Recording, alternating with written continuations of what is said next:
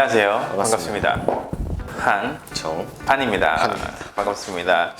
자, 오늘 또 한 주를 시작하는 월요일입니다. 정 대표님, 그죠? 하반기 처음인가요? 2021년도 벌써 상반기가 다 지나고 기분이 좀 어떠신가요? 찝찝합니다. 비가 와서? 아니. 그러면 본전 매드는데 날아가네. 그럴 수 있죠. 네. 그런 의미로다가 우리 오늘은 힘차게 좀 이번 주에 관심 있게 봐볼 수 있을 만한 재료와 모멘텀 같이 한번 살펴보도록 하겠습니다.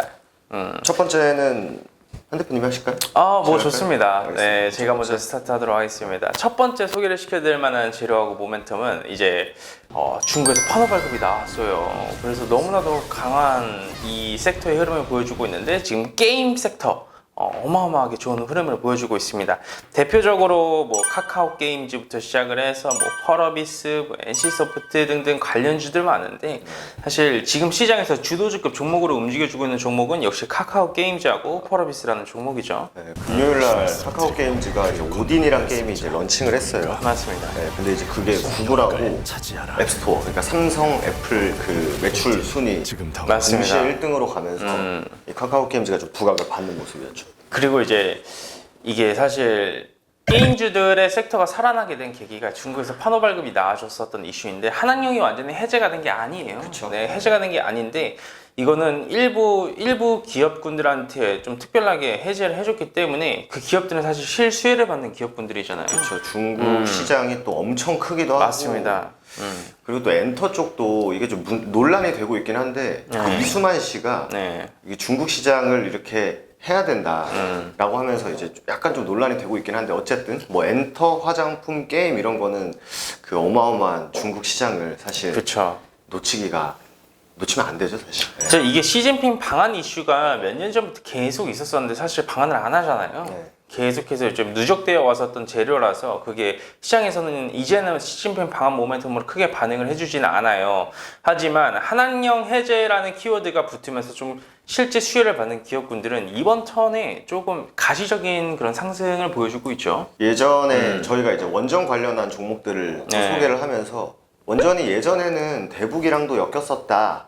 근데 그때랑 지금이랑은 좀 다르다. 맞습니다. 네, 모멘텀의 크기라든지 좀 종목들의 움직임이 좀 다르다라고 말씀드렸었는데 요번에 게임주들 특히 움직이는 거 보면은 과거에 한한령이 좀 해제가 되면 뭐 중국 사람들에 대한 소비가 늘 것이다 라고 해서 많이 움직였던 화장품, 뭐 엔터 막 여러 개랑은 요번에 또 게임주가 독단적으로 움직이잖아요.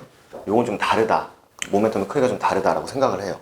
예전에 나와줬었던 그런 깔짝깔짝한 그런 작은 재료와 모멘텀이 아니라 좀 굵직한 모멘텀이기 때문에 관심 있게 봐야 된다. 맞습니다. 대표적인 종목으로 뭐 탑픽을 좀 선정을 해드리자면 뭐 역시나 카카오 게임즈가 주도주급 종목이고 뭐 컴투스, 펄어비스 다 좋은 흐름을 보여주고 있죠. NC소프트는 상대적으로 약한 흐름을 보여주고 있기 때문에 기존의 대장주였지만 이번에는 좀 배제하고 관심 종목 정도로만 보자. 그게 왜 NC소프트가 좀 약세 흐름을 보이냐라고 보면은 우리 소위 말하는 그 구매 여력이 강한 아저씨들, 린저씨들이라고 하잖아요. 리니지를 엄청나게 소비하는.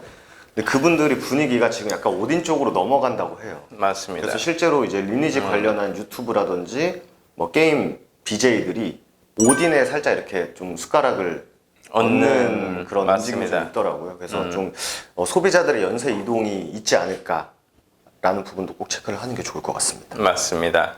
그럼 두 번째 한번 소개시켜 주시겠습니까? 두 번째는 오늘 이슈화가 주말에 이제 이슈화가 된 거죠. 그래서 SLBM 수중 발사 성공 이런 이제 군 관련한 건데 좀 찾아보니까 잠수함에서 때리는 거라고 해요.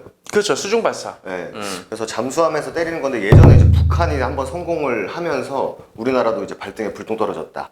이거 해야 된다라는 움직임인데 이게 기사를 찾아보니까 뭐 하루 이틀 된 그런 개발이 아니더라고요. 맞습니다. 상당히 오래됐죠. 그리고 이제 기술력도 뭐 미국도 실패한 적도 있고 또 국방하면 또 러시아 이쪽도 실패한 경험이 있는데 우리나라가 어쨌든 세계에서 8번째로 성공한 강력한 모멘텀이기도 하고 또 방산 관련된 이슈가 한미 정상회담에서 나와줬죠. 맞습니다. 네. 그때 당시에 탄두 그거를 이제 거리 제한이라든지 이런 걸 좀 어떻게 우리한테 유리한 거죠. 그렇죠. 네, 그거를 좀 완화시켜주면서 장거리 미사일 발사할 때 네. 수혜를 주겠다. 뭐 그런 키워드 이제 완전히 해제가 돼가지고 이게 방산 관련 기업분들 그리고 방산 관련주들 충분히 실수혜를 받을 수 있는 모멘텀이 붙지 않나라고 판단이 되고 그리고 있습니다. 방산이란 게 또 우주항공이랑 또 연관이 있다 보니까 맞습니다. 그 제가 지금 명칭은 정확히 기억 안 나는데 피디님께서 넣어주실 거라 생각은 합니다만 그 한미 정상회담 전후로 해가지고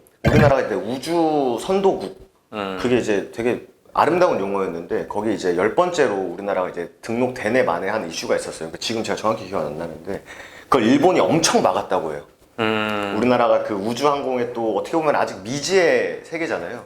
거기 들어가는 걸 굉장히 막으려고 노력을 했는데 어쨌든 우리가 많이 내준 것도 있고 하다 보니까 이제 바이든 정부에서 어느 정도 풀어서 우리가 들어가는 걸로 알고 있어요.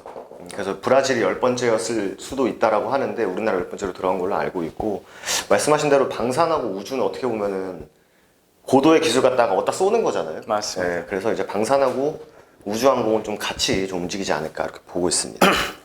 그러면 어떻게 정 대표님이 보시기에 이 방산 관련주들 어떤 종목군들을 좀 유심히 봐야 될까요? 일단 좀 시장에서 강하게 움직이는 종목들도 물론 있고 네네. 아니면 좀 무게감이 있지만 좀 묵직하게 올라가는 종목들이 있어요. 네네. 묵직하게 올라가는 종목들은 뭐 LIG 넥스원, 그렇죠, 그렇죠. 네.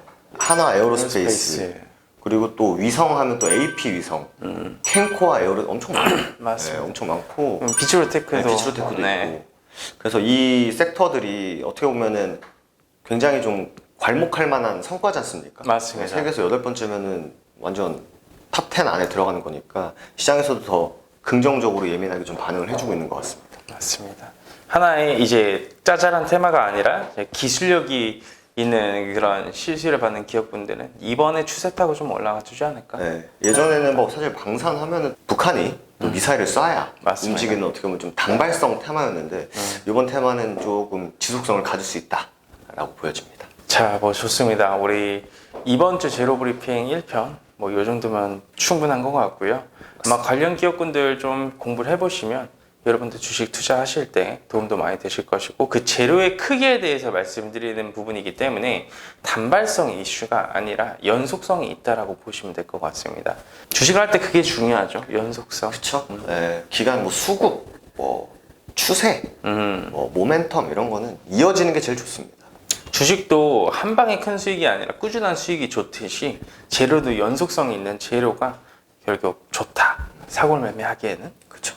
저희가 1편에 이 두 개의 섹터를 배치시킨 것도 어떻게 보면 지금 시장에서 가장 강하다 판단을 했기 때문에 관심 있게 좀 보시면 될 것 같습니다. 좋습니다. 오늘 깔끔하게 제로 브리핑 1편 이 정도만 하면서 마감하도록 하겠습니다. 감사합니다.